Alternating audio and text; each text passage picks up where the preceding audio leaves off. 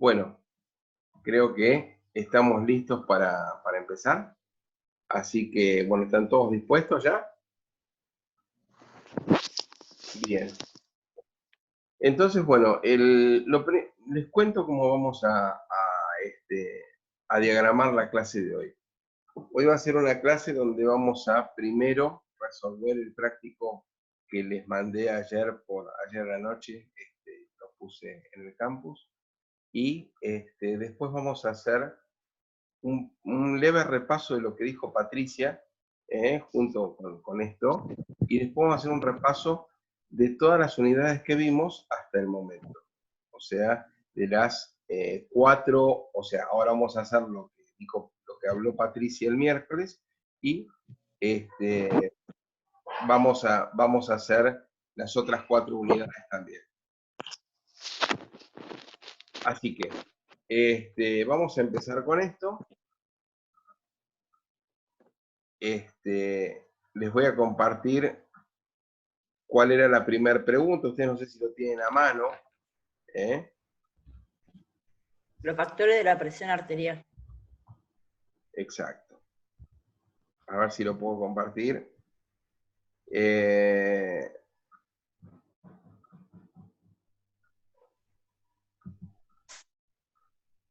Bueno, creo que ahí pude compartirlo. Ahí está el trabajo práctico. Y la primera pregunta es, ¿cuáles son los factores de la presión arterial? ¿Alguno de ustedes tiene idea de lo que estamos hablando?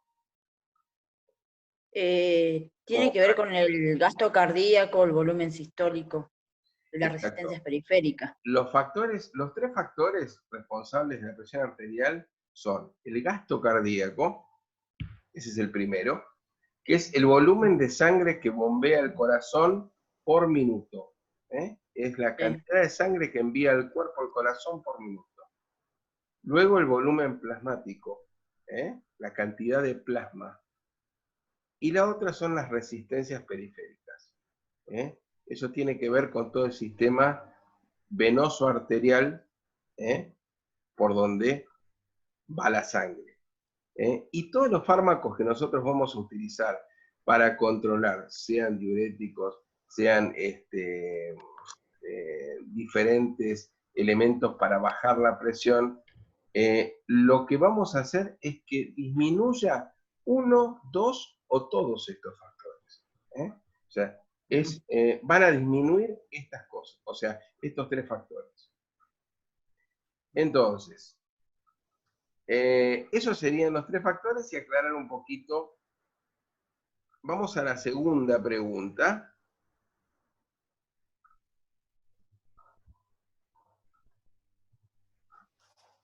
Que es, ¿cuál es la presión normal de una persona en reposo?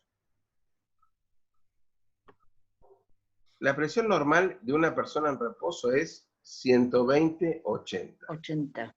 Exacto. Esa es la presión normal con la cual nosotros tenemos la seguridad que la persona está correctamente. Y acá viene la tercera pregunta, que esta sí es fundamental y me voy a detener un poquito. ¿Cómo debemos tomar la presión para que la medición sea correcta? A ver, ¿alguno de ustedes, me imagino que ha tomado la presión alguna vez? ¿Qué cosas tengo que cuidar para en el momento para que me dé la presión correcta? Que haya estado en reposo mínimo 10 minutos, que no haya fumado, no me acuerdo más. Bueno, generalmente... Tiene que tener en la mañana, que es lo más normal, digamos, lo más correcto sería la presión, tomar la presión en ayuno. Perfecto. Lo que hay que hacer... El brazo tiene que estar... Entonces vamos a ir resumiendo. Presión generalmente se puede tomar en ayuna. Muchas veces cuando hacemos un control cardiológico, lo que nos piden es que nos tomen la presión a diferentes horas del día, porque sí. cambia, por ejemplo, después de comer, cambia, o sea, como vos decías, es fundamental el ayuno, el reposo, ver fundamentalmente cómo se coloca el aparato con el cual voy a tomar la presión. Exacto. Generalmente es mejor recostarlo al paciente, no, o sentado, pero lo mejor es recostado. Como decía Vico también, que es importante el hecho de que no hay, o sea, que esté en reposo. Otra cosa que se puede hacer... Claro, ahí preguntarle al paciente también, también en qué vino. ¿En Vino qué vino? caminando. Exacto, por ahí se bajó de venir en bicicleta, de hacer 10 kilómetros, Exacto. y cuesta más acomodarle la presión. Otra de las cosas fundamentales es el hecho de si tomó alguna medicación. Una medicación Puede también. haber Sí. tomado alguna medicación que pueda cambiar la presión. No tiene que cruzar las piernas, digamos, tiene que estar relajado las piernas. Lo más relajado posible. La otra cosa que se puede hacer, uno a veces lo que hace es tomar 2 o 3 veces la presión. O sea, toma la primera, si le da alta, lo que le hace al paciente es relajarse, respirar varias veces por profundo, y de esa manera poder llegar a una presión más normal. ¿Qué pasa con esto de la presión? No es lo mismo tomar la presión en una persona que tiene 25 años que en una persona que tiene 80. O sea, la presión normal en una persona de 80 años probablemente sea un poquito más elevada. O sea, si tenemos un 13,8, un 14, o sea, y siempre su misma presión, no podríamos alarmarnos. Con respecto a la presión, siempre tenemos que estar mucho más pendientes de lo que es la mínima que de la máxima. ¿Por qué? La presión máxima puede haber subido, por ejemplo, en vez de tener 12 o 13, podemos tener 15 o 16, y esa persona poder haber pasado por una situación de estrés importante, haber hecho un ejercicio reciente y no haber hecho reposo, pero cuando la mínima sube, ahí tenemos un problema más serio. O sea, donde la mínima está arriba de 8,5, 9, a veces 10, tenemos que tener cuidado. Y fundamentalmente tenemos que evitar que las dos presiones se unan. O sea, podemos tener... Exacto, donde vos tenés un paciente que tiene 12-10, y tener cuidado, o sea, por más que la máxima esté correcta, la mínima está, o sea, donde se unen las presiones, algún problema hay. Entonces, y más, ni te digo si estamos con un 13-11, o sea, ahí la cosa puede estar más complicada. Así que bueno, vamos a la tercera pregunta, que era, ¿cómo debemos tomarla? Bueno, esa ya la habíamos contestado. ¿Qué tipo de tensiómetros usted conoce? Hay varios tensiómetros. O sea, hoy en día tenemos estos tensiómetros electrónicos que no necesitan estetoscopio, que lo podemos utilizar en nuestra casa. Hay de varias calidades. Tenemos el tensiómetro, el de mercurio, esos que hay... No sé, claro, el que se usa habitualmente, el de mercurio. Se utiliza habitualmente, y después tenemos... El de muñeca.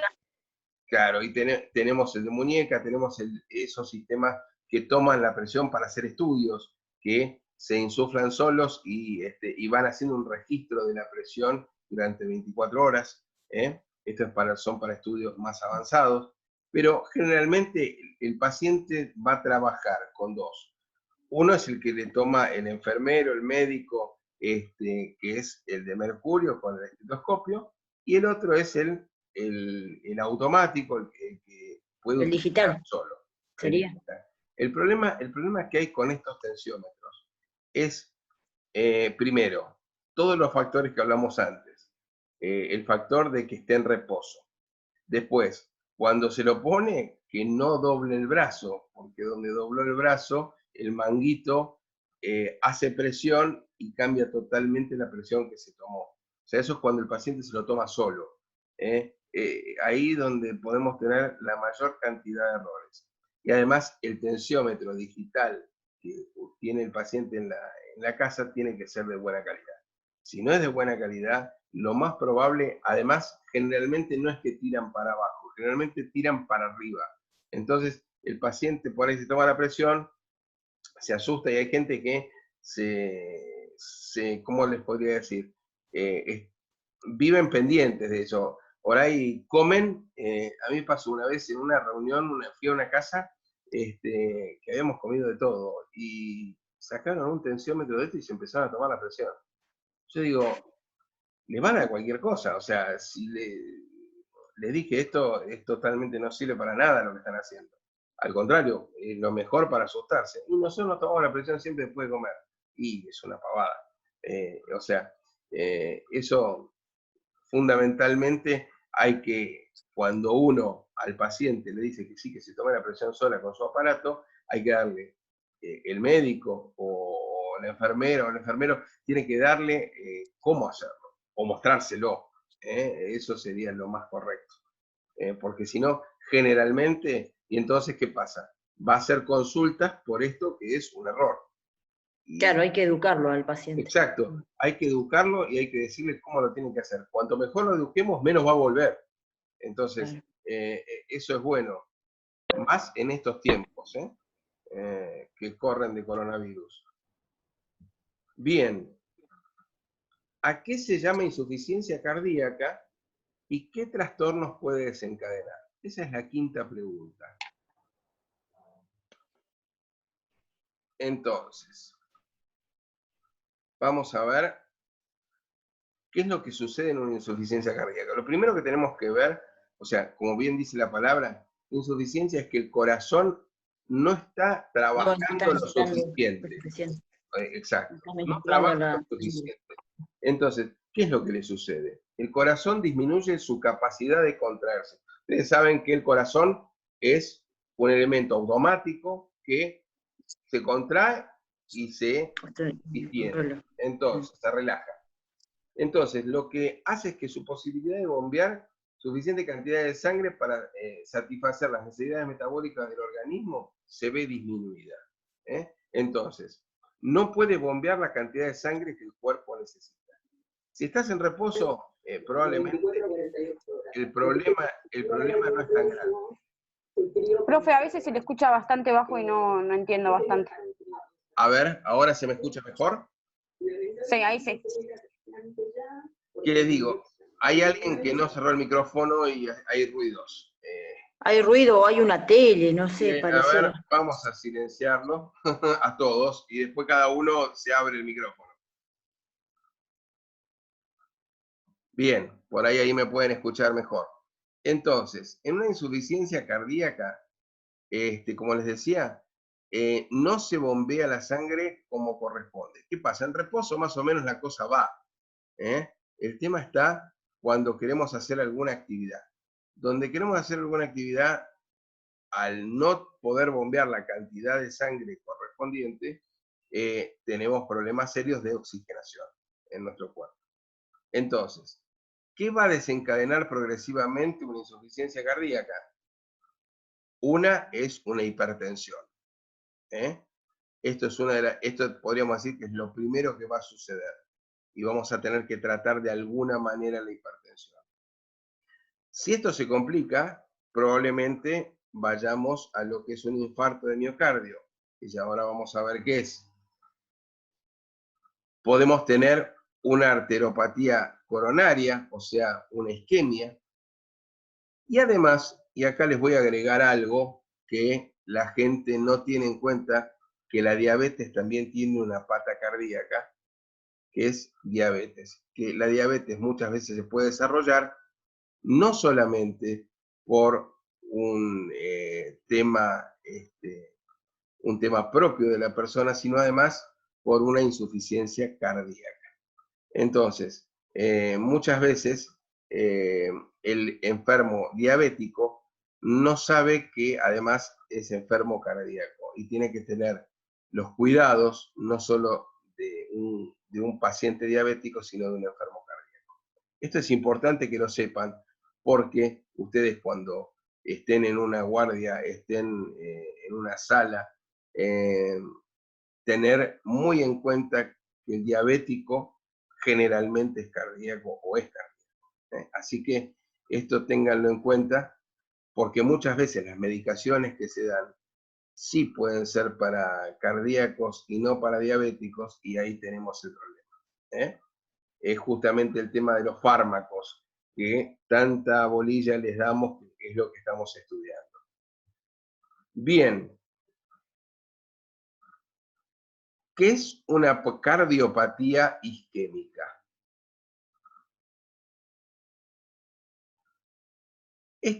Una cardiopatía isquémica se da por un estrechamiento de las arterias coronarias en el corazón.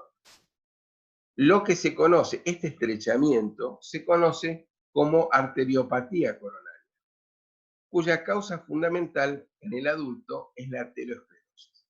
¿Qué es la aterosclerosis? Porque esto lo escuchamos mucho, se habla mucho, pero por ahí no se asocia con el corazón. Generalmente se asocia con enfermedades, que es arteriosclerosis, con enfermedades seniles de las personas mayores. Entonces, esto tiene que ver con la luz de las arterias. Esto sucede que la arteria se va disminuyendo la luz por placas de ateroma que se pegan en las paredes. Entonces, al reducir... Claro, eso, digamos, les pasa a las personas que son obesas. Exacto, a los que son obesos y a los que no. O sea, Y a los que no también, sí. esto tiene que ver con Lo que tienen, claro, lo que tienen colesterol también. la cantidad de colesterol y sobre todo, ustedes vieron que se habla del colesterol bueno y del colesterol malo. Generalmente tiene que ver con el colesterol malo, con los triglicéridos, y tiene que ver muchas veces con los factores de riesgo para esto son, primero, el tabaquismo, el fumar. Segundo, el alcohol. Tercero, la cantidad de colesterol malo que tenga esa paciente. Y además, el otro problema que hoy en día está muy en boga, que casi todos los cardiólogos nos dan para hacer, es 1 hora de ejercicio diario. O sea, a veces entre 30 a 45 minutos, pero ahora lo que se tiende es a 1 hora. Y aunque más no sea 1 hora de caminata, eso es lo que realmente hace que podamos disminuir este tipo de problemas. ¿Cómo podemos saber si nuestras arterias tienen placas de ateroma? Hay un estudio que la gente no lo conoce mucho y que es muy efectivo, que es una simple ecografía de las carótidas. Te hace una ecografía de este lugar, y ahí ven, si en ese lugar no tenés placas de ateroma, probablemente no tengas en ningún lado. O entonces, si ahí ven que está correcto, no te digo que podés salir y comer chorizo seco y tomarte lo que vos quieras, pero tenés más posibilidad de que no haya problemas. ¿Qué pasa entonces cuando la luz de la arteria se reduce? Al reducirse la luz de cualquier conducto, sucede que además las paredes se endurecen con estas placas de ateroma, no tienen la flexibilidad que tendrían que tener, entonces aumenta la presión arterial. Esto hace que cada vez la luz se vaya cerrando más, y donde la luz se va cerrando más, se puede desprender alguna placa de ateroma, puede obturar el paso de sangre, y ahí entramos en lo que serían en las venas del corazón y en las arterias del corazón, podemos entrar a lo que se llama un infarto. ¿Me fueron siguiendo cómo serían los pasos? O sea, podemos pasar de una cardiopatía isquémica, que es... perdón, profe. Sí. Es como que no entendí. Directamente no lo entendí.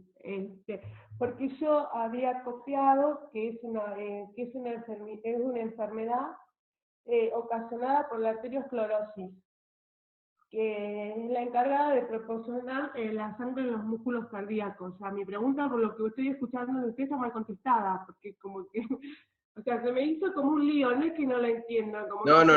Lo de la aterosclerosis es correcto. Lo que pasa es que esa aterosclerosis lo que está cerrando es el caudal, te está cerrando el diámetro de la arteria, por lo tanto, y de las venas, por lo tanto, al ir cerrando el caudal, va aumentando la presión, y además esas placas de ateroma tienen una cierta, le dan rigidez a las arterias. Entonces, hacen que aumente la presión. Esas placas de ateroma, como les decía recién, Sí, se pueden desprender cuando ya está muy complicado el tema. Entonces, si se desprende y tapa la luz de la arteria, no pasa más sangre. bien. Donde no pasa más sangre, ahí tenemos un infarto.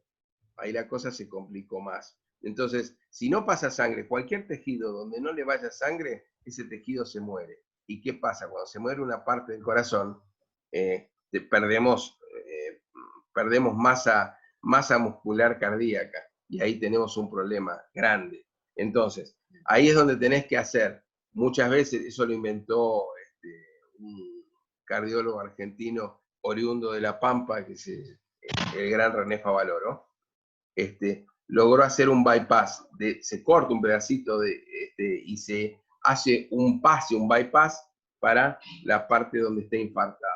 No es tan fácil, hay que saber hacerlo, obviamente un cardiólogo es el encargado y un cirujano cardiólogo. Así Entonces, profe, las placas de ateroma serían esas grasitas que tapan las arterias principales del corazón, digamos, las arterias que salen de la aorta, tanto la izquierda como la derecha, que después se dividen en circunfleja y demás. Eso, digamos, es la sangre que va hacia el organismo, exacto, hacia todo el organismo, eso se tapa y no sale por esa placa de ateroma. No, incluso esto es entonces, intracardíaco incluso, o sea, puede ser externo, pero generalmente es intracardíaco, donde se pierde, donde el tejido del corazón, el miocardio, empieza a perder tejido, o sea, porque hay partes que empiezan a morir, si no se irrigan, esas partes mueren y no sirven. Entonces, es un problema. Vos fijate que a medida que progresa la arteriopatía coronaria, el miocardio no recibe oxígeno suficiente y aparecen los síntomas de la angina de pecho o cardiopatía isquémica. Se llama angina de pecho o cardiopatía isquémica. Claro. Sí, sí. Es un dolor torácico que cede inmediatamente con la administración de nitroglicina. El dolor es... Profe, una pregunta. Sí. ¿Y la isquemia cuándo aparece? Esa es la isquemia. Lo que acabo de decir, a medida que progresa la arteriopatía coronaria, o sea, que está causada, esa arteriopatía coronaria está causada por la aterosclerosis de las arterias, se va achicando el caudal, el miocardio no recibe el oxígeno suficiente y aparecen los síntomas de angina de pecho o cardiopatía isquémica. Ese dolor es un dolor torácico que muchas veces la gente piensa, siento un dolorcito acá y dice, tendré una angina de pecho, tendré... No. El dolor... Sí, no es solamente por un dolor, por una angina de pecho, el dolor de pecho. Siempre hay que hacer diagnóstico diferencial, hay que poder diferenciar. Que por ahí tenés un problema en una costilla, que hiciste un esfuerzo, hiciste un mal movimiento, y te aparece un dolor acá. ¿Qué? Ese sería el dolor precordial. Ahora les voy a contar cómo es el dolor precordial. Y es un dolor que en el pecho, para que ustedes tengan una idea, cuando es una angina, es un dolor que es como una pata, que te estuviera pisando un elefante. Es un dolor fuerte en serio. Una presión, sí, una presión en el pecho fuertísima. Es una presión en el pecho fuertísima y no es broma. O sea, por eso hay que diferenciar. Hay gente que por ahí hizo un esfuerzo, levantó una bolsa de cemento y tiene un dolor que no está acostumbrado a hacerlo, tiene un dolor acá en el pecho y es un dolor que tiene que ver con lo muscular. Esto es totalmente diferente. Es un dolor agudo, fuerte, y por eso es como que te está pisando un elefante. Entonces, el dolor precordial, ahí vamos a la otra pregunta, este dolor precordial empieza en el pecho y siempre se va a se va a irradiar hacia el hombro izquierdo, brazo izquierdo, e incluso puede dar dolor en la base de la mandíbula. Sí. O sea, nuevamente voy al diagnóstico diferencial. Si tienen dolor acá en la base de la mandíbula, puede ser un tercer molar que esté jorobando. O sea, ahí voy como odontólogo. O sea, puede no tener nada que ver con el corazón. Por eso quiero que me sigan. Esto empieza en el pecho, un dolor fuerte, y se va a irradiar al hombro, al brazo izquierdo, siempre izquierdo, y puede ir a la base de la mandíbula. Pero todo junto. O sea, empieza en el pecho y se va sumando todo el resto. También... una acotación. Sí. Muchas de las veces también el dolor suele comenzar en la boca del estómago. Exacto. Es uno de los síntomas también. Exacto. Dije en el pecho por una cuestión de más o menos ubicarlo geográficamente, pero puede empezar en la boca del estómago. Ojo, nuevamente, diagnóstico diferencial, que ya vimos en la parte de gastritis. O sea, no confundir, porque a veces una gastritis da un dolor importante a nivel del estómago, una puntada importante, y no confundir con un dolor de estos. O sea, son muy diferentes. Esto es un dolor realmente que parece que una opresión grande. Y es ese dolor, y además dolor en el brazo, que también es necesario hacer el diagnóstico diferencial. Porque un dolor en el brazo también puede ser por un esfuerzo, o por haber dormido con el brazo abajo de la almohada. O sea, qué sé yo, hay un montón a no asustarse, pero además, si una persona es joven, es deportista, no tiene ningún problema, se hace los chequeos correspondientes, y esto es importante remarcarlo y recalcarlo. Mucha gente joven no se hace un chequeo todos los años, y es importantísimo para detectar todas estas cosas hacer un análisis de sangre, un electrocardiograma.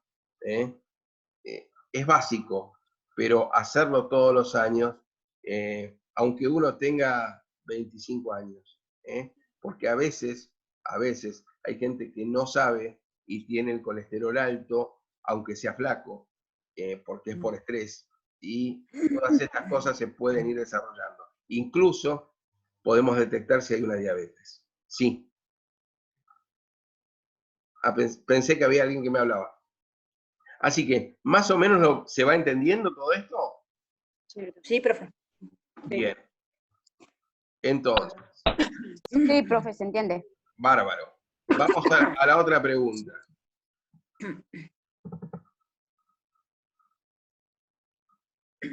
Bueno, ¿cuáles son las causas que pueden producir una arritmia cardíaca?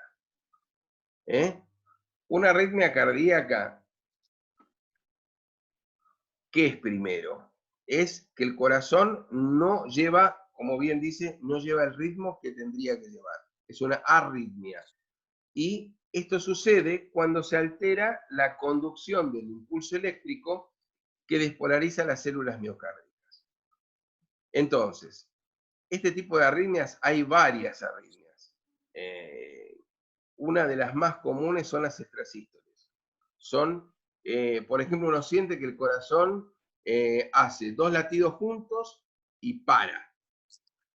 Y después hace 2 latidos juntos y para. Generalmente se siente acá en el cuello. El que sufre de, por ejemplo, de extrasístoles, yo sufro de extrasístoles, te das cuenta cuando las tenés. Se siente. Las mías son por estrés. Ya me las he estudiado 20 veces y nunca llegan a nada, y te dicen tranquilízate y chau. Y se van solitas.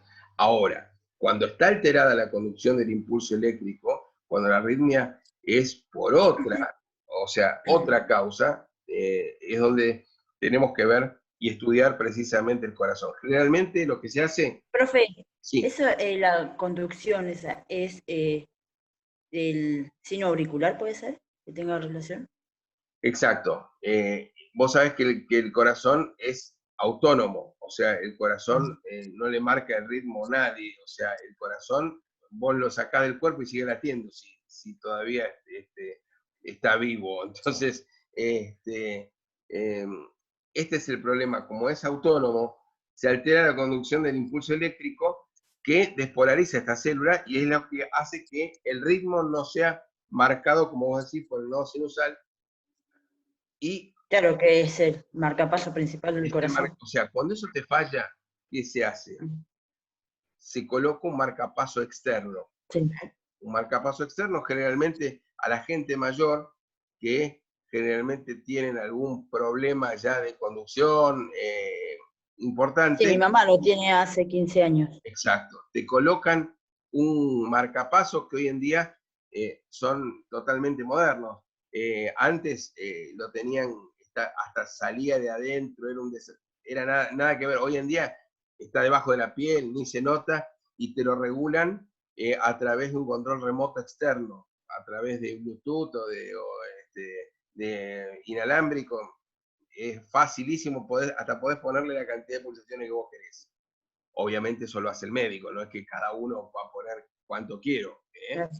Entonces, ¿cuáles son las causas de estas arritmias? Alteraciones estructurales del miocardio, que es lo primero que hablamos. Puede haber enfermedades sistémicas, o sea, diferentes enfermedades, qué sé yo, una diabetes un problema gástrico puede darte arritmia. Fármacos, hay fármacos que producen arritmia. Sí, claro, las reacciones adversas que Entre las provocan. reacciones adversas de los fármacos, muchos te pueden dar arritmia. Por ahí, ahora vamos a ver alguno más adelante, por ahí algún diurético te puede dar arritmia, que estamos en tema. Claro. Disculpe, profesor. Sí. ¿Cuál era la primera alteración? ¿Dónde había dicho? Alteraciones estructurales del miocardio. Alteraciones, Esto es lo primero. Estructurales del miocardio. De la estructura del miocardio. Cuando hay un problema en la estructura del miocardio, puede dar este tipo de arritmias. Enfermedades sistémicas, fármacos y trastornos electrolíticos. Cuando se desbalancean los electrolitos, por ejemplo, volvamos al tema de los diuréticos, hay algunos diuréticos que te pueden desbalancear los electrolitos por pérdida, o sea, donde el paciente orina muchísimo o por una deshidratación, en fin, hay un montón de temas que pueden desbalancear los electrolitos y entonces también producir una arritmia. Los síntomas podemos verlos. Si hacemos un electrocardiograma, en un electrocardiograma podemos ver generalmente estas arritmias. Sí, la onda P, la onda QRS. Exacto. Y estos episodios pueden ser de moderados a graves y hasta potencialmente mortales. Entonces, las arritmias hay que controlarlas. Claro, eso sería la despolarización, digamos, te marca la... Exacto. Lo que tenemos que ver con esto, muchas veces estas arritmias se dan en reposo y no se dan en acción. Por ejemplo, haces un electrocardiograma de esfuerzo y probablemente no te den estas arritmias mientras vos haces el esfuerzo. Y sí, probablemente en el momento que estás volviendo. ¿Alguno de ustedes hizo algún electrocardiograma de esfuerzo? No. Sí, una ergometría. Una ergometría, exacto, ese es el nombre correcto. Y cuando uno hace una ergometría, vos haces una carga importante, te toman la presión, a ver hasta dónde llegás, y después haces una recuperación. Generalmente el paciente con arritmia en la recuperación hace las arritmias. Y si esto no sucedió y se sospecha de arritmias, lo que se hace es ponerle un holter, es ponerle un holter. Exacto, un elemento que te va controlando el ritmo cardíaco todo el día, día y noche. Te dicen que vos hagas las actividades que vos estás acostumbrado a hacer, que vayas a trabajar, que vayas a que hagas todo lo que quieras hacer para controlar el corazón en todo tipo de situaciones. Y la verdad que es, yo creo que hacerse un electrocardiograma común, un Holter y un electrocardiograma de carga. ¿Un ecocardiograma? El ecocardiograma también, eso es otra cosa. O sea, el ecocardiograma generalmente te lo hacen cuando ya se dieron cuenta que tenés arritmias.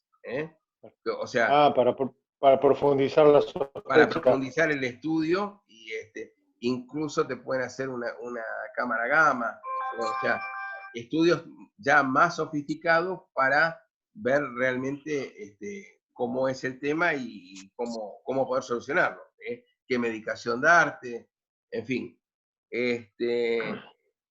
Los fármacos para este tipo de arritmias van a intentar normalizarlo a ritmo cardíaco, ya sea bloqueando la conducción, que probablemente utilicemos algún tipo de beta bloqueantes, o alterando la actividad automática.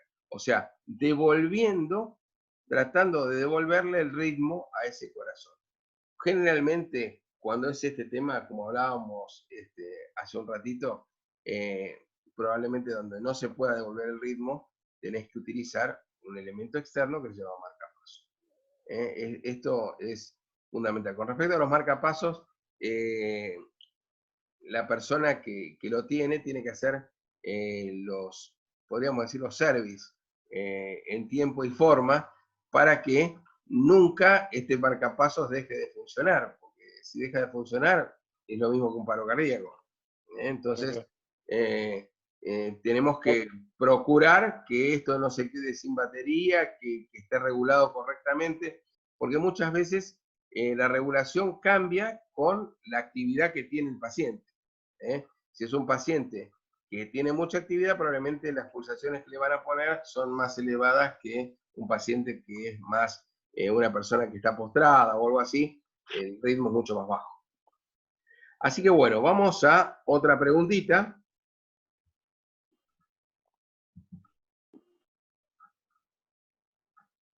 Que es, ¿qué tipos de diuréticos conoce? ¿Y en qué caso se utiliza cada uno? ¿Cuál es la forma farmacéutica más utilizada?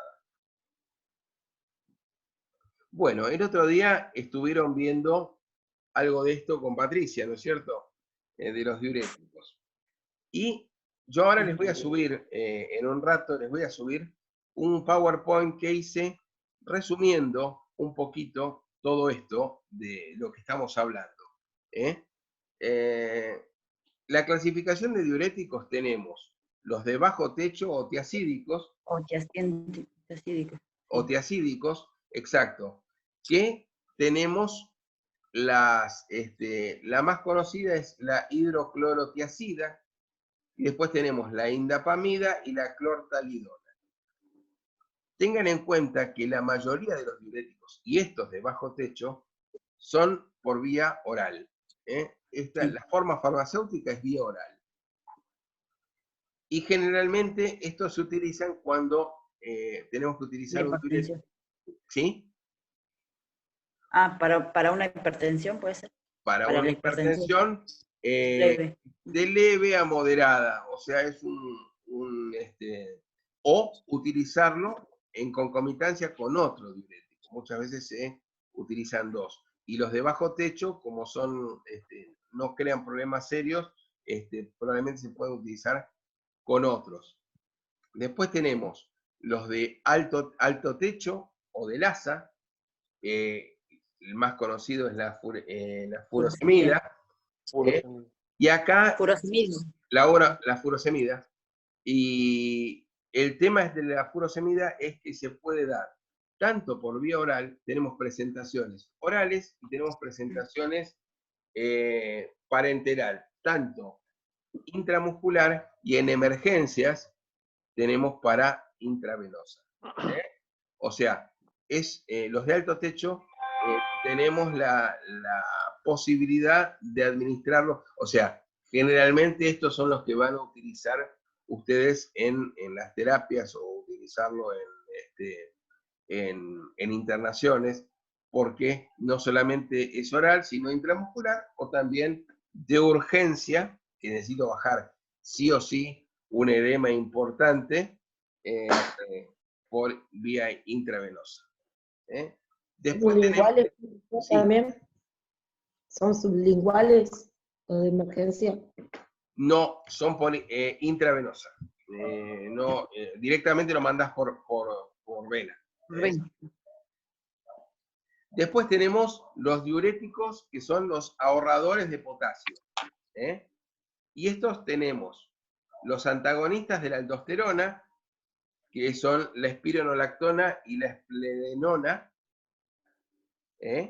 y los bloqueadores de los canales de sodio, que es la amilorida, y estos son únicamente por vía oral.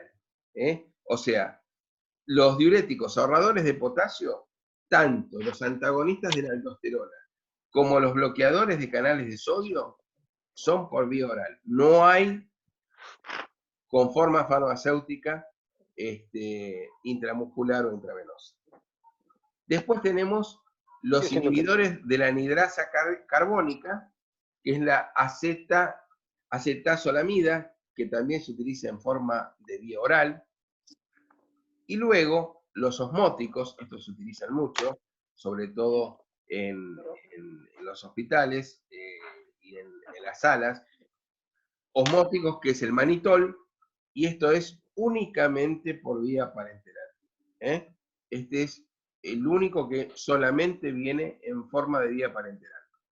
Claro, todo el resto de diuréticos son por vía oral. Exacto. Y este es el único que es... Acordate que la furosemida también es por vía oral y por vía oral, intravenosa. Intramuscular e intravenosa. Tenés las tres formas. Ajá. Perfecto. Y este por parenteral. Convengamos que es la más completa entonces para administrar. Exacto. La furosemida. La furosemida tenés todas las opciones. Y es un diurético efectivo, es potente. Lo mismo, bueno, obviamente cuando vos tenés un medicamento que es potente, seguramente vas a tener alguna reaccioncita adversa. Así que bueno, vamos a empezar un poquito con los de bajo techo, así los explicamos, ya me voy a ir un poquito de la pregunta, así les explico un poquito más. De bajo techo teníamos la hidroclorotiazida, que es la más conocida, la indapamida y la clorquiladona. ¿Qué hacen estos? O sea, ¿de qué manera son diuréticos? Van a inhibir el cotransporte clorosodio en la parte inicial del túbulo contorneado distal. Este va a tener un efecto vasodilatador directo. Haciendo un paralelismo con lo que veíamos en el corazón. ¿Se acuerdan que les dije?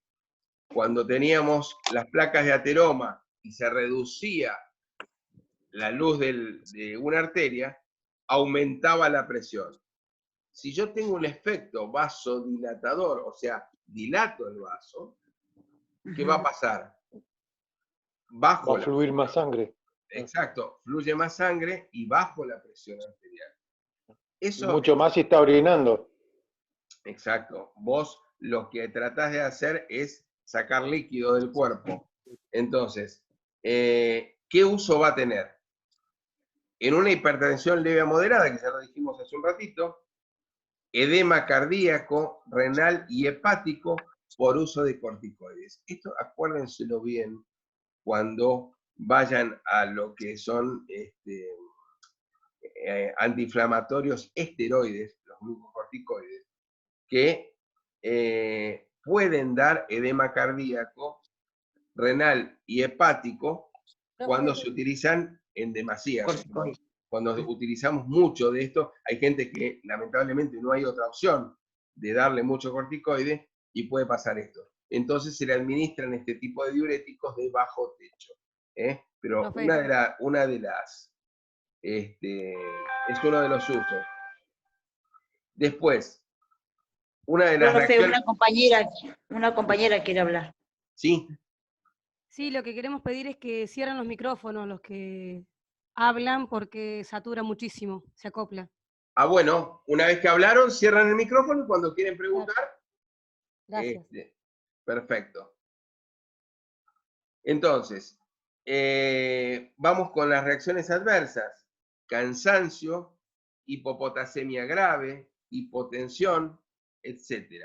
O sea, ¿qué pasa? Al aumentar, como decíamos, al producir una vasodilatación, la presión baja también. Y al poder, al haber mayor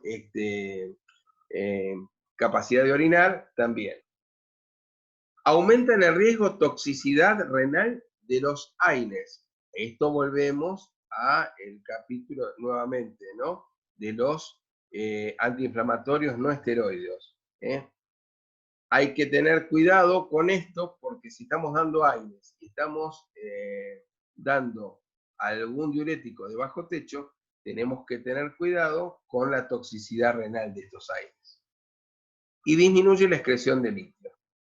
Los de alto techo, que estamos hablando de la furosemida, inhibe el cotransporte de cloro, sodio, potasio en la rama ascendente de Henle. Estos son mucho más potentes. Eliminan hasta el 25% del sodio. O sea, es importantísimo el trabajo que hacen. Y logran la dilatación venosa. Los usos, edema pulmonar grave, cuando tenemos un edema de pulmón, cuando tenemos una isquemia cardíaca grave, urgencias hipertensivas. O sea, se van a utilizar cuando el problema es serio.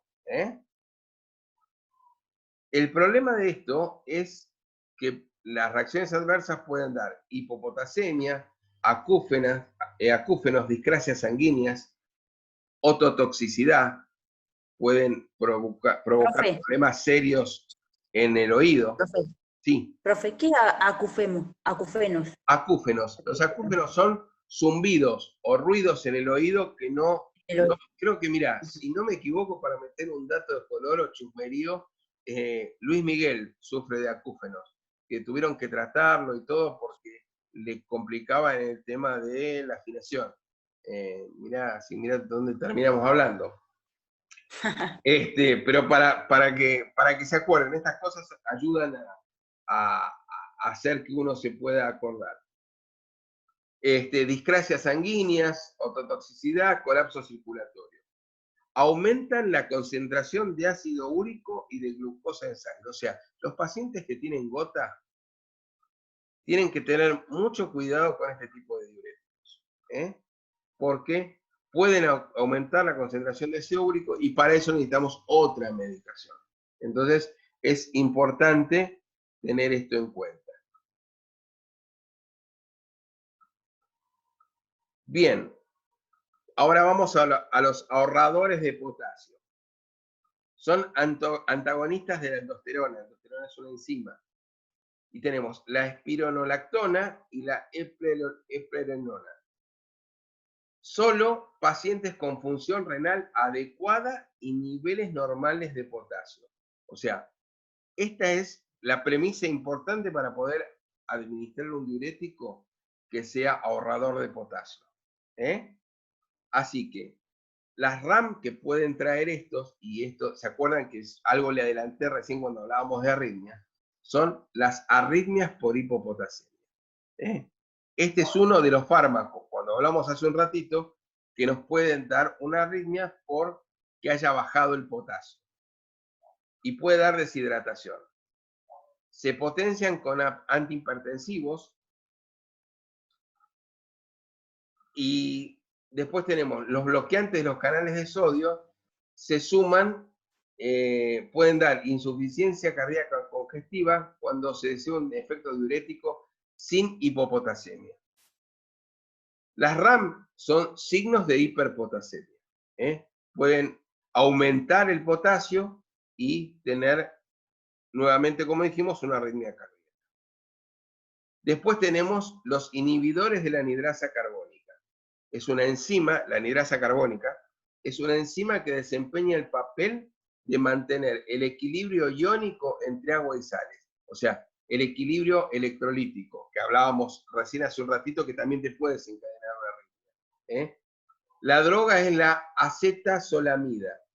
Se va a utilizar para tratamiento de glaucoma de ángulo abierto, tratamiento de glaucoma secundario. Profe, Sí.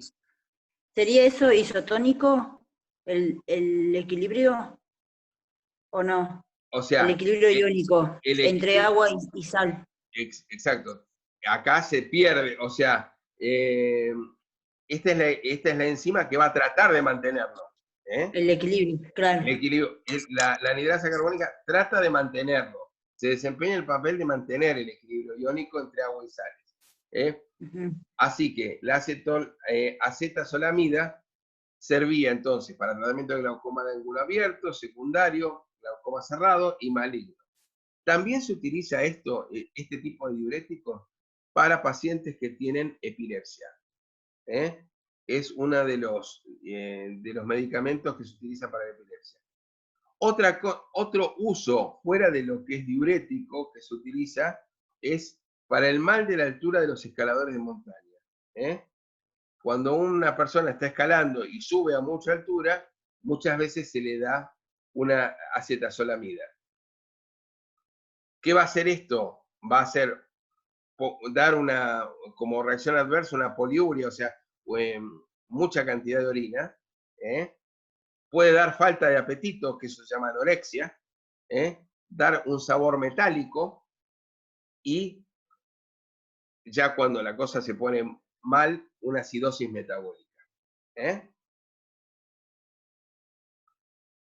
Después nos faltan los osmóticos, que tenemos el manitol, que es muy conocido.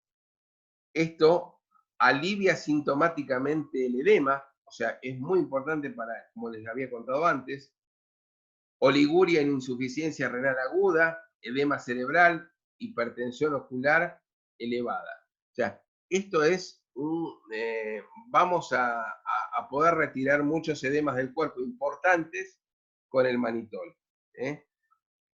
La RAM es que justamente produce un desequilibrio entre líquidos y electrolitos, que justamente es el equilibrio iónico del cual hablábamos hace un rato. Después tenemos los medicamentos fitoterápicos, que muchas veces la gente los toma como si son yuyos, no son medicamentos, pero de acá se sacan los fármacos. Entonces, la hierba meona, la barba de chocla, la cola de caballo, hay que tener mucho cuidado con todo el uso de este tipo de medicamentos que son naturales, porque, ¿qué pasa? Si yo los uno a alguno de otros diuréticos, voy a estar, o sea, puedo generar cualquiera de las RAM que tenía con cualquiera de todos estos diuréticos, porque aumento lo potencio. Entonces, tengo que tener cuidado. Además, generalmente estos medicamentos fitoterápicos van a crear problemas con las vitaminas, creo que es la B1. Eso, no sé si el otro día se los contó Patricia. Yo estaba escuchando la clase, algo dijo. Muy bien. ¿Y qué precauciones tenemos que tener con estos diuréticos? Esto es muy importante. Acá, esto después se los voy a pasar porque les hice un cuadro en el PowerPoint que les voy a subir hoy, que acá en este cuadrito tienen todas las precauciones que ustedes deben tener. 1. Valorar la función renal y la diuresis, o sea, ver cuánto el paciente orina y si la función renal es correcta. Dosis, o sea, cuando damos un diurético vamos a empezar por dosis bajas, dosis menores, y a primera hora del día. Este es el momento donde se da un diurético. El otro punto es vigilar la presión arterial. Hay que vigilar la presión porque ¿qué puede pasar con la presión si doy un diurético? Bajar. Y si baja mucho, podemos tener un problema. O sea, tampoco es bueno que haya una presión muy baja.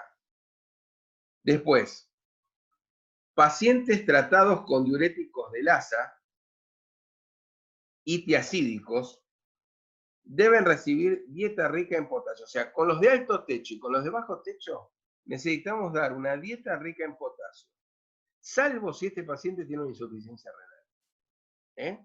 Esto es importante. Esto tiene que ver con la dieta que se le va a proporcionar en el lugar donde esté internado o no, en su casa. Claro, porque el paciente no elimina toxinas, no está eliminando, porque el paciente no está eliminando toxinas. Por eso, o sea, no está eliminando potasio, urea. Exacto, hay que analizar eso. Después, pacientes diabéticos. El paciente diabético con cualquiera de todos estos diuréticos puede hacer una hiperglucemia. Puede subir su nivel de azúcar y estamos frente a un problema. O sea, tenemos que controlar no solo cómo están dando el diurético, sino o vamos a bajar la dosis o tratar mejor su glucosa.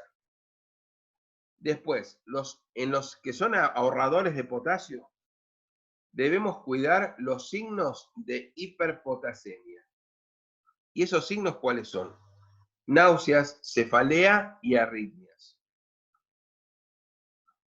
Los ahorradores de potasio hay que tener cuidado cuando los sumamos a AINES, porque también me puede dar una hiperpotasemia. Y esto no es bueno. Otra cosa importante, si tengo un AINE, o sea, si el paciente toma, por ejemplo, ibuprofeno todos los días, porque tiene un dolor, qué sé yo, lo tiene recetado por el odontólogo durante una semana y está tomando un diurético, este AINE va a disminuir el efecto del diurético. O sea, si yo estoy tomando, por ejemplo, por ponerle un ejemplo, un ibuprofeno... Toma un diurético y si más toma un AINE, más un AINE, el diurético se reduce el efecto. Pierde capacidad de diurético, o sea, pierde potencia. Claro.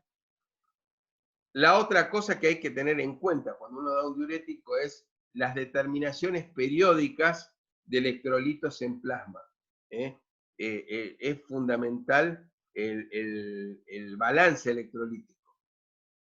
Otra cosa que hay que chequear cuando uno da un diurético es el peso del paciente. Estoy hablando de hace 1000 años, esto en época, no sé si todavía se sigue haciendo. Muchas personas para adelgazar antes daban diuréticos. Por eso que acá habla del peso del paciente, que muchas veces esto hace daño, utilizar un diurético cuando no hace falta, porque como vimos hay que controlar muchas otras cosas, y probablemente una persona que estaba sana y toma un diurético para adelgazar, probablemente termine con otro tipo de problemas. Por ejemplo, una arritmia cardíaca, por ponerle un ejemplo. Y el otro punto a tener en cuenta es la utilización de alcohol más un diurético. O sea, si el paciente está tomando diurético y los administra, o sea, no es que se va a tomar en vez de con un vaso de agua, con un vaso de cerveza. Si, por ejemplo, el paciente toma alcohol, o sea, en su vida diaria, hay que tener en cuenta que el alcohol es un vasodilatador. Entonces, el diurético también. Por lo tanto, ¿qué pasa? Si yo tengo una vasodilatación, cae la presión arterial. Por eso voy a tener una hipotensión. Y ese paciente puede tener o un desvanecimiento o algún inconveniente y no sabe de dónde viene. O sea, y no es que tome alcohol hasta emborracharse. Un poco de alcohol sumado a un diurético me puede traer una hipotensión. Se va entendiendo claro hasta acá, ¿no es cierto? Sí, profe. Bueno, que no, pues mi intención es que les quede clarito. Cuando ustedes ahora yo les suba el PowerPoint, apenas terminemos la clase, yo se lo subo. Van a poder repasar todo esto, van a poder contestar sus preguntas de este PowerPoint que hice. y se le van, por eso yo lo hice hasta donde avanzó Patricia. Por eso le puse trabajo práctico número 5, primera parte.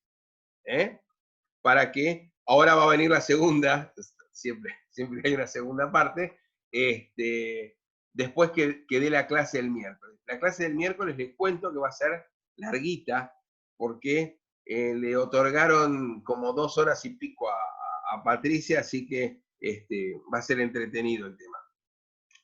Así que, bueno, vamos entonces a hacer un poquito de repaso. Yo les voy a ir pasando las filminas, Les voy a pasar las filminas por, ¿cómo se llama? Por acá.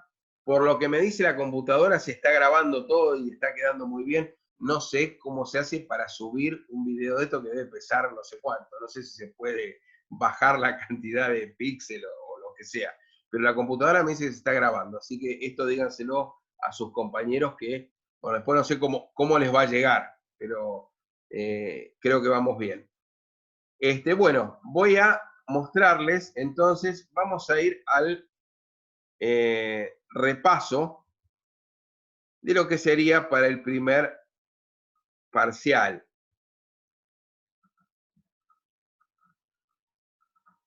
Bien, ¿se ve la primer filmina? Sí, profe. Bueno, entonces quiere decir que esto funciona bien. Vamos a empezar con la primera bolilla, que es los medicamentos, volvamos al principio, ¿no es cierto? Por eso se llama repaso. Medicamentos según ANMAT. Toda preparación o producto farmacéutico empleado para la prevención, diagnóstico y o tratamiento de la enfermedad o estado patológico o para modificar sistemas fisiológicos en beneficio de la persona a quien se le administra. Y después tenemos principio activo o droga farmacéutica. Toda sustancia química o mezcla de sustancias relacionadas de origen natural o sintético que van a poseer un efecto farmacológico específico que se emplea en la medicina humana.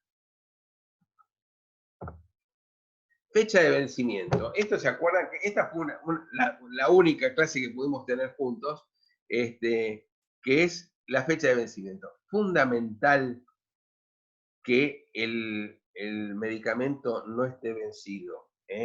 Luego del vencimiento no debe ser utilizado porque este medicamento va a cambiar su estabilidad. ¿Qué era la farmacodinamia? Es la que estudia los mecanismos de acción de los fármacos. Es decir, cómo el fármaco va a modificar a ese organismo. Esto es importante. ¿Qué es lo que hace el fármaco en ese organismo? Diana, que es una molécula a la que un fármaco se une selectivamente para ejercer sus efectos por enlaces, ya sea iónico, covalente hidrófobo, reversible, irreversible, etc.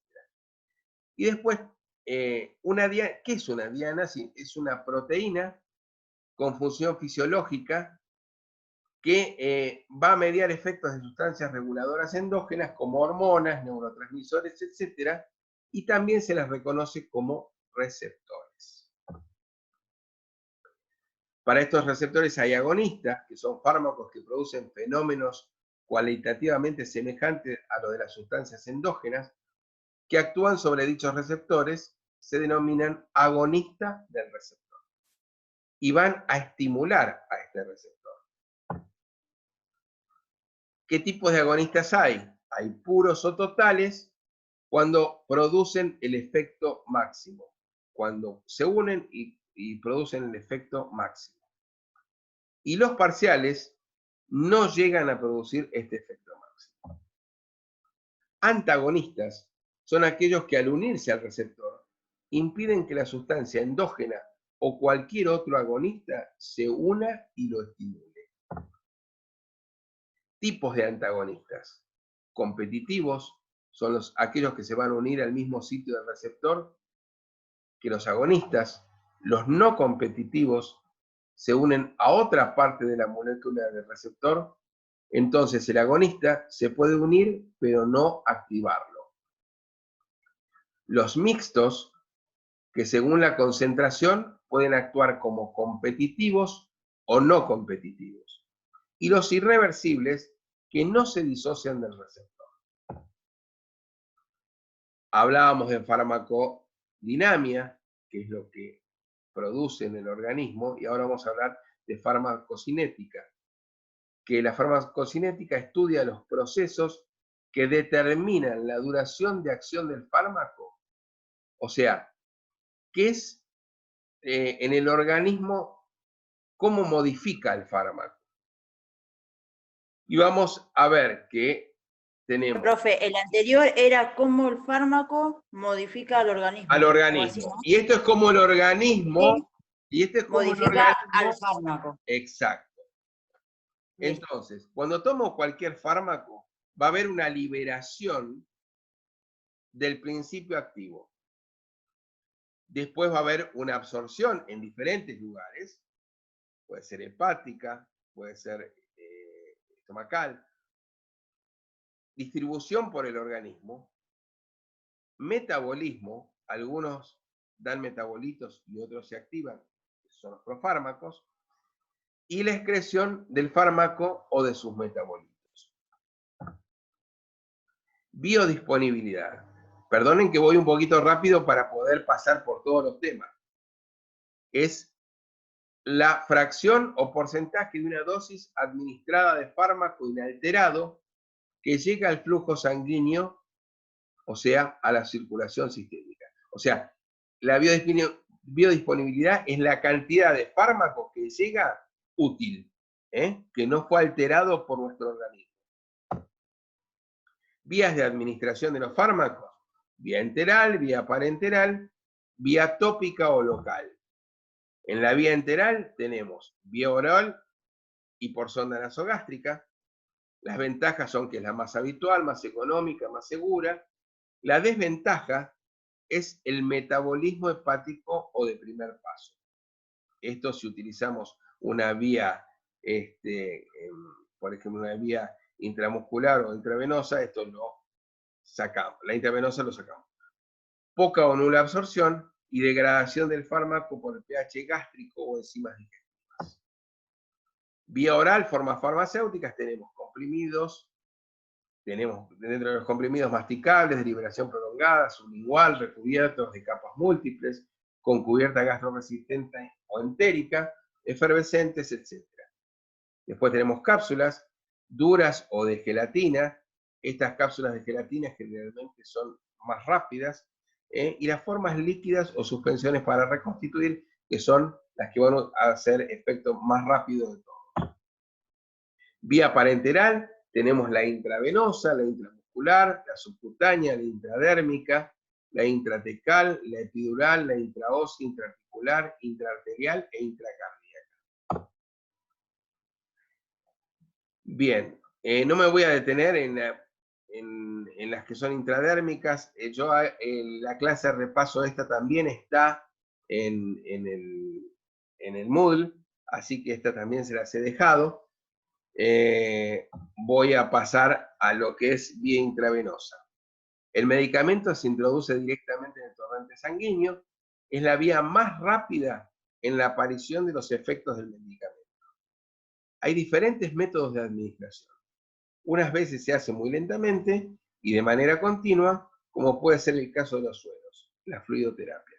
En otras, la administración dura solo un cierto tiempo, como la administración rápida en bolo o la administración en perfusión gota a gota en unos 15-30 minutos.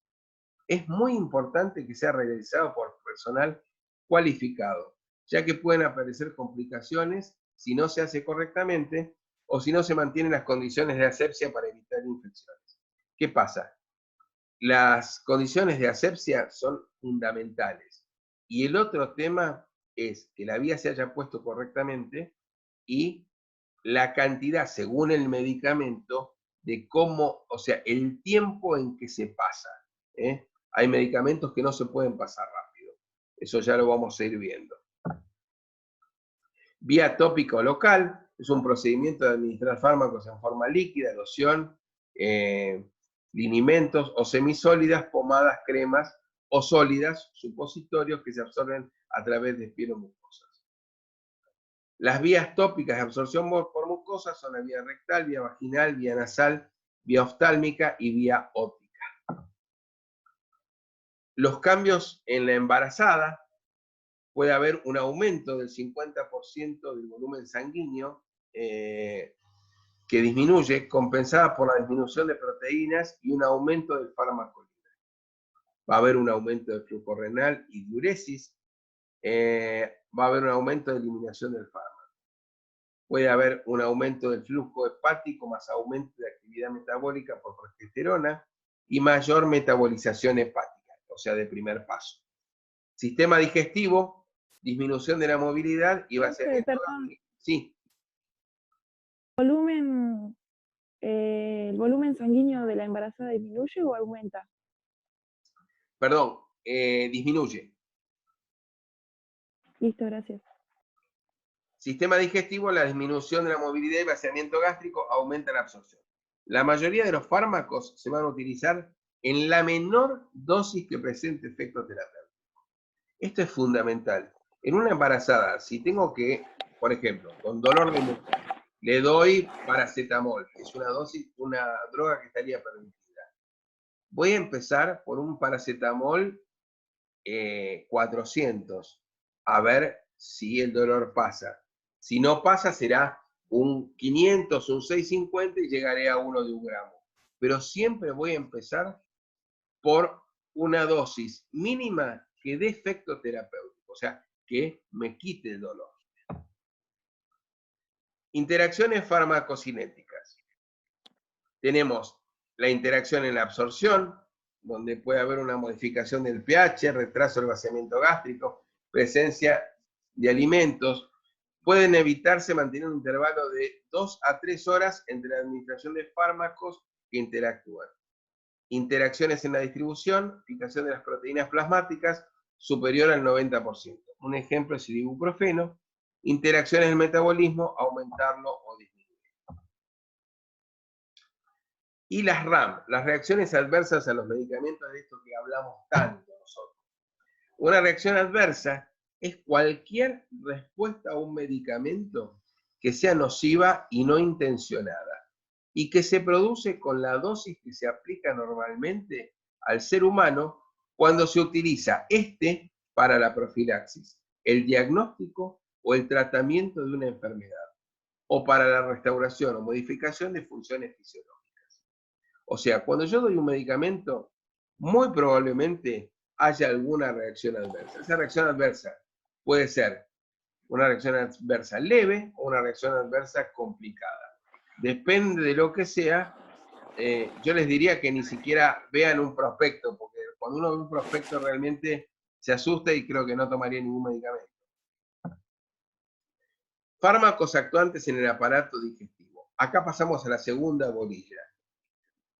Antiulcerosos, antieméticos y eméticos, antidiarreicos y laxantes. Los antiulcerosos se utilizan para el tratamiento de alteraciones gastrointestinales relacionadas con la hipersecreción gástrica como gastritis erosiva, hiperacidez gástrica, esofagitis por reflujo o úlcera gastroduodenal. ¿Cuáles pueden ser estos antiulcerosos? Inhibidores de la secreción gástrica, por ejemplo, los antihistamínicos H2, o inhibidores de la bomba de protones, y si no, también tenemos los anticolinérgicos. Los neutralizantes de la secreción gástrica son los antiácidos, los protectores de la mucosa y los antiinfecciosos frente al Helicobacter pylori. Inhibidores de la secreción ácida son los antihistamínicos H2. El más conocido es la ranitidina de todos estos. La cimetidina se utilizaba en otra época y la famotidina. Estos disminuyen la secreción ácida mediada por la histamina al producir un bloqueo competitivo irreversible de los receptores H2 en la mucosa gástrica. Se absorben bien por vía oral con una biodisponibilidad del 50%. Traspasan barreras, distribuyéndose en todos los tejidos, incluso alcanzando líquido cefalorraquídeo, feto y leche materna. Sufren parcialmente metabolismo hepático y se excretan por vía renal. Se administran con la comida por vía oral. Pocos efectos adversos. Interacciones con los antiácidos. Inhibidores de la bomba de protones. Estos son generalmente los que hoy en día se utilizan más, que son el omeprazol, el esomeprazol, el lansoprazol y el pantoprazol. Inhiben de forma irreversible la bomba de protones de la célula parietal gástrica, que interviene en el último paso de la forma... Sí.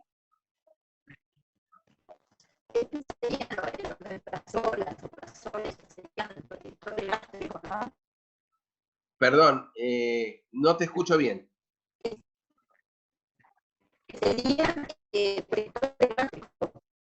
Son inhibidores de la bomba de protones. Estos esomeprazol, lansoprazol, omeprazol y pantoprazol, es fundamental que no se tomen de por vida.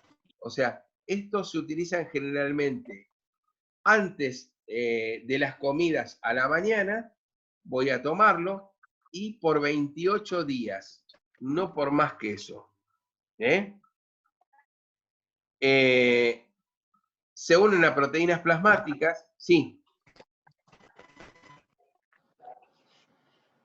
Y se distribuyen en todos los tejidos. Profe. Sí. ¿La amilanta para las embarazadas entraría en un inhibidor? ¿Sería No, eso? Perdón, eso es un antiácido, que todavía no llegamos. La amilanta es un antiácido. Listo. O sea, te va a bajar, te va a quitar la acidez temporariamente. Ajá. Ahora vamos a ir a ellos. Y que tienen interacción con los anteriores, con los H2, por ejemplo, con la ranitidina.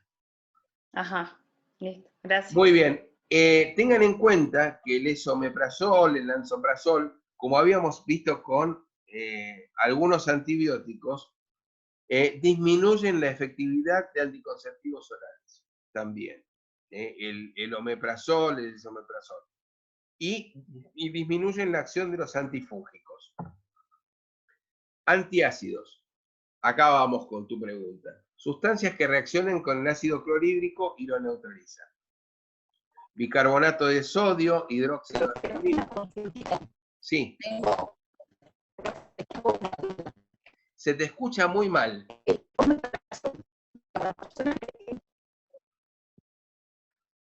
Hola, ¿me escuchás? Se entrecorta muchísimo, no escucho absolutamente nada. Sol, escribile y si querés yo se la pregunto.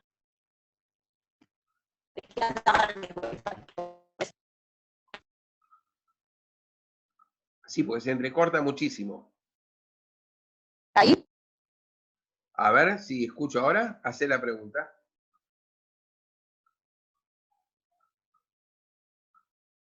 No, se corta cualquier cantidad. No te escucho nada. Bueno, hacerle la pregunta, mandale la pregunta a tu compañera y que ella me haga la pregunta.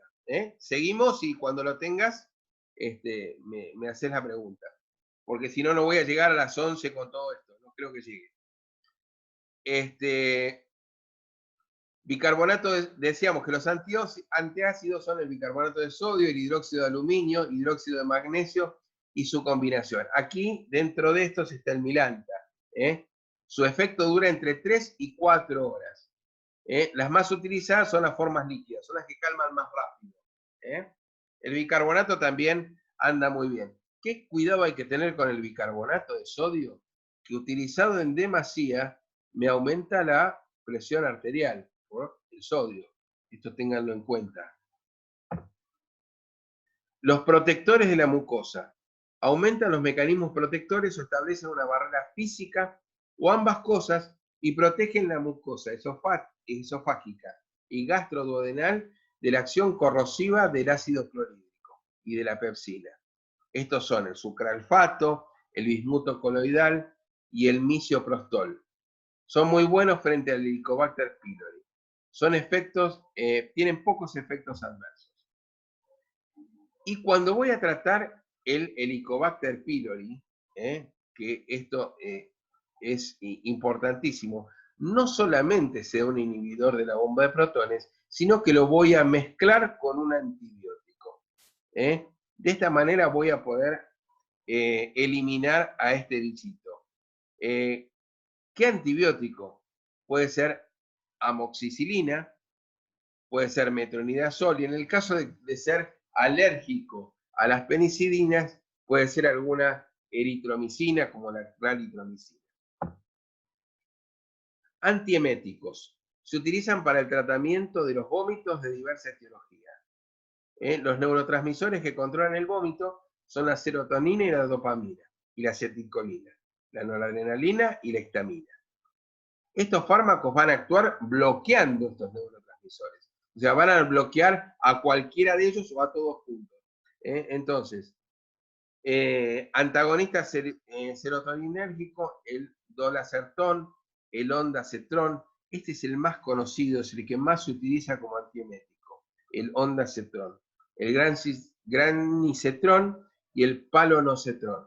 Previenen náuseas y vómitos por quimioterapia y radioterapia. Estamos hablando aquí de tratamiento de cáncer.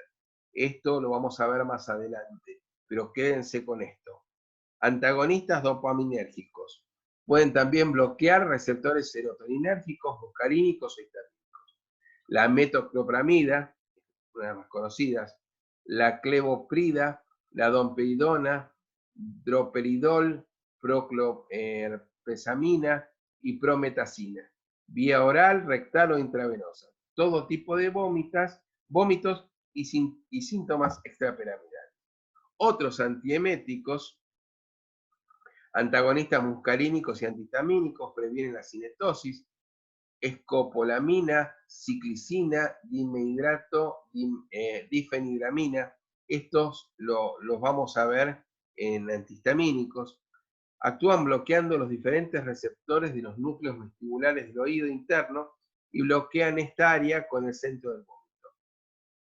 Pueden dar visión borrosa, midriasis, sequedad bucal, sedación, y está no permitido manejar.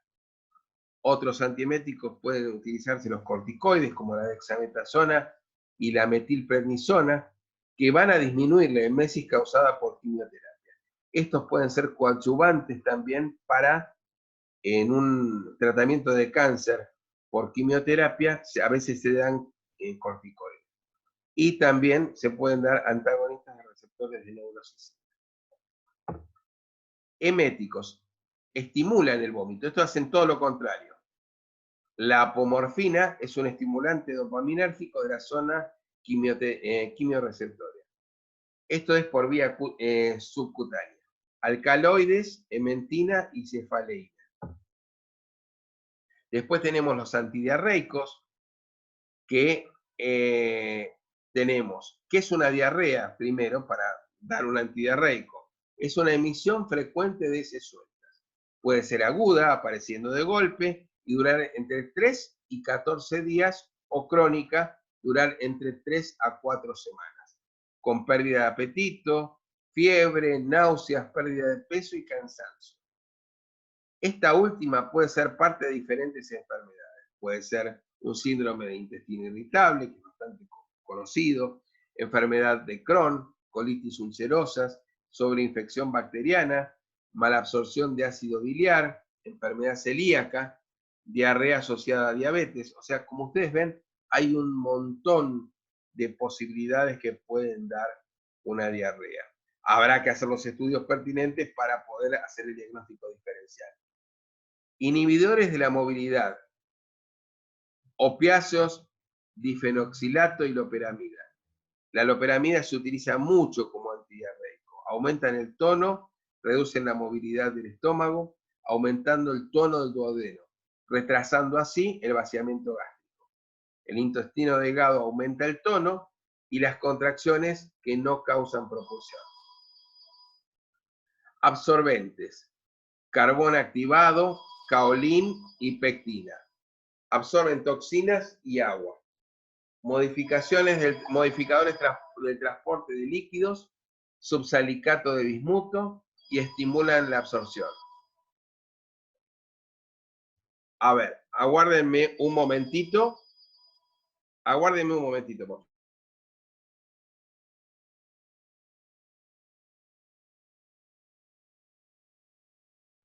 Bien, me estaban llamando por teléfono, no sé quién habrá sido. Así que, bueno, chicos, hasta acá hemos llegado porque se nos acaba el tiempo. Espero que haya sido una clase que haya sido de provecho. Creo que pudimos ver bastante, pudimos ver todo lo que es la primera parte de cardio, haciendo el práctico, pudimos repasar formas farmacéuticas, pudimos repasar digestivo. Vamos a seguir con la clase de repaso el viernes que viene, y vamos a hacer la segunda parte del trabajo práctico, que ya se los voy a subir, de cardio. Así que bueno, espero que haya sido de provecho y nos veremos el viernes. Apenas tenga el horario, yo se los paso. Y tengo que ver cómo hago para subir este video que teóricamente se ha grabado, para mandárselos a los compañeros que no pudieron asistir. Así que bueno, les deseo que tengan un lindísimo fin de semana, a cuidarse, a quedarse en casa, y nos vemos el viernes que viene, ¿les parece? Sí, profe, gracias. Gracias, profe. No, por favor, hasta luego, que tengan buen día. Hasta luego. Hasta luego. Gracias, profe.